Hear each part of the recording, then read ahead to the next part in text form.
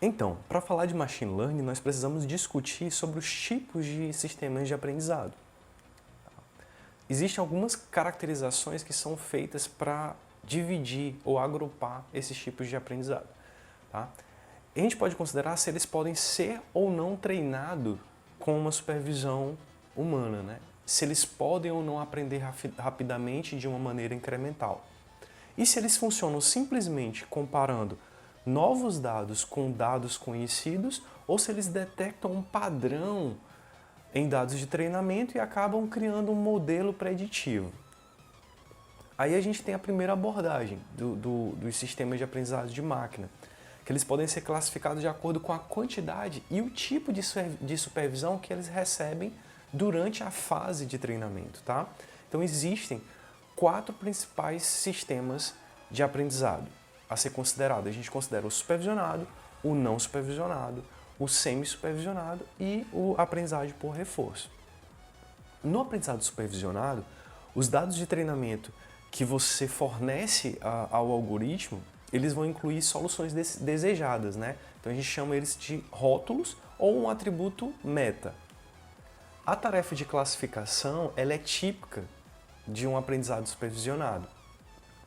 Vamos pegar um exemplo de um filtro de spam, onde eu posso tentar criar um algoritmo que eu identifique se aquele e-mail que você está recebendo é um spam ou não. Então eu rotulo aqueles e-mails que não são spam, não uma classe não spam, e eu rotulo também os outros e-mails que são conhecidos como spam. Então ele já sabe qual é o meta. Então o algoritmo vai rodar e o sistema vai aprender, né, como se caracteriza um e-mail que é spam e como se caracteriza um e-mail que não é o spam. E quando ele receber uma nova instância, ele vai comparar com esse modelo que ele aprendeu e vai chegar a uma conclusão em qual das categorias ele vai ser encaixado.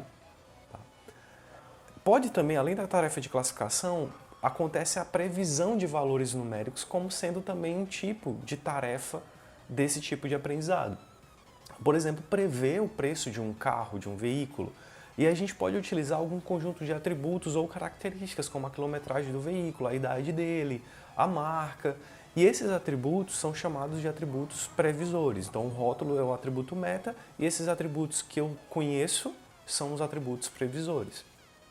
E esse tipo de tarefa também é chamado de regressão. Tá? Então o algoritmo acaba criando um modelo, uma função para alocar todos os dados de uma série temporal que ele tem. Então, quando o algoritmo recebe novas características de um carro, baseado nos dados históricos, ele consegue comparar qual o valor, prever o valor desse veículo. Tá? E aí a gente tem também o aprendizado não supervisionado, que neste caso os dados não são rotulados. Lá a gente já tinha as classes como e-mail normal ou e-mail ou spam. E aqui a gente não cria rótulos. O sistema ele vai aprender, digamos, sem um professor para ensiná-lo. Okay? Então eu posso ter um conjunto de dados ou de usuários, por exemplo, que seria um conjunto de treinamento, e eu vou criar algumas tarefas como, por exemplo, clusterização, para eu poder dividir esses grupos de usuários. Dentro dos algoritmos de aprendizado não supervisionado, a gente tem alguns tipos, como, por exemplo, os algoritmos de clusterização, que eu tenho o K-means, que é muito conhecido, o cluster hierárquico, a maximação de expectativa. A gente tem os aprendizados de regra de associação, que são a priori o ECLAT. A gente tem visualização e redução de dimensionalidade, que é muito utilizado na área de visão computacional. Temos a análise de principal componentes, o kernel PCA. Tá?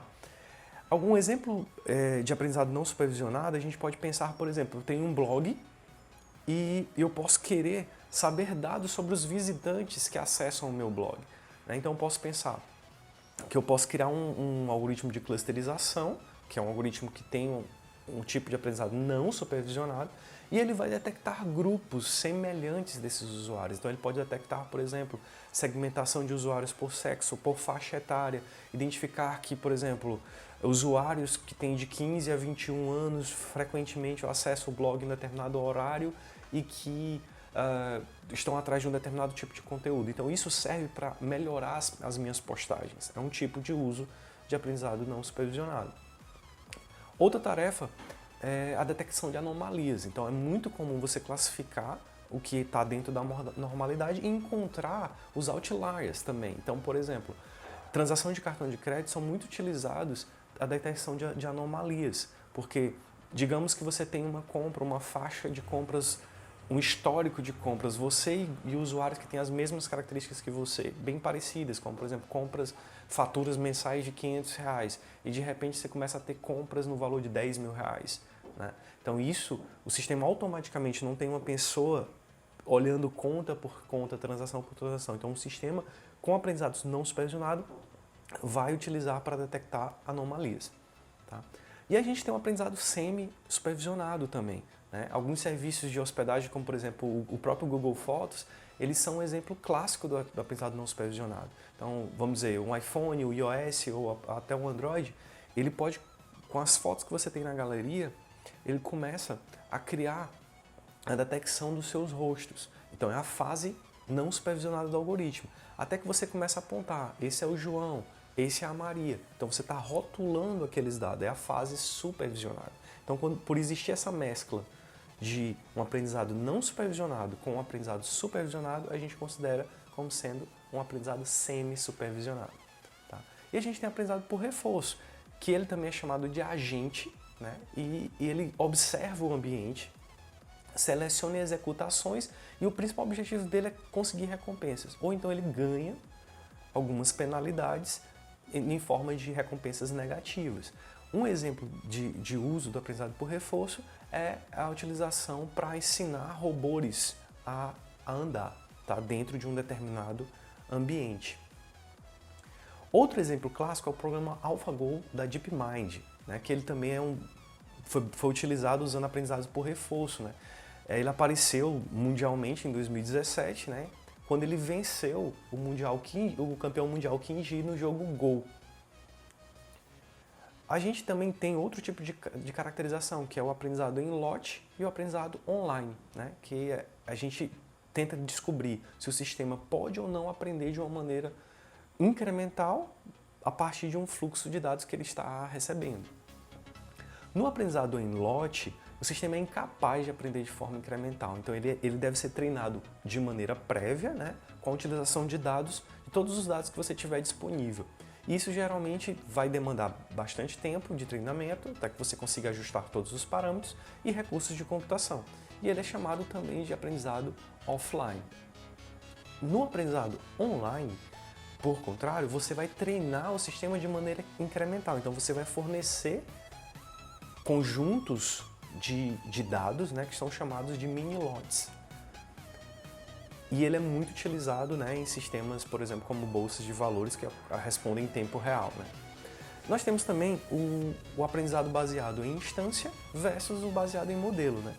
Então, uma das formas também de categorizar o aprendizado de máquina é por meio da generalização. A maioria das tarefas que você está vendo de aprendizado de máquina, ela faz previsões, seja para classificar ou seja para fazer uma regressão. E isso vai significar que, dado uma série de exemplos de treinamento, o sistema vai ser capaz de generalizar para exemplos que ele nunca viu. No aprendizado baseado em instâncias, possivelmente é considerado também a forma mais trivial, que é simplesmente decorar. E a gente chama isso de aprendizagem preguiçosa. Então, ele vai pegar exemplos e vai tentar memorizar essas características nesses exemplos e vai tentar generalizar isso para novos casos, procurando alguma medida de similaridade. Então, por exemplo, eu posso pegar de um exemplo genérico e considerar que eu estou classificando tenho duas classes, os triângulos e os quadrados, e eu recebo uma nova instância. Então, baseado em todos aqueles exemplos de triângulo que ele recebeu, ele procura encontrar uma medida, como por exemplo uma área, e do quadrado ele faz a mesma coisa. Então ele tenta, com a nova instância, achar uma medida que está mais próxima de uma das classes e encaixá-la em uma delas. Já o aprendizado baseado em modelo, ele tenta construir um modelo baseado nesses exemplos que ele recebeu e utiliza esse modelo para tentar fazer previsões, e a gente chama isso de aprendizado baseado em modelo. Então, Se eu pegar o mesmo exemplo genérico de triângulos e quadrados, ele encontra um padrão em cada uma dessas formas e cria, como se fosse essa linha tracejada, uma representação de um limite em cada uma dessas características. E quando ele recebe a nova instância, ele compara essas características dessa nova instância com as classes que ele segmentou nos dados.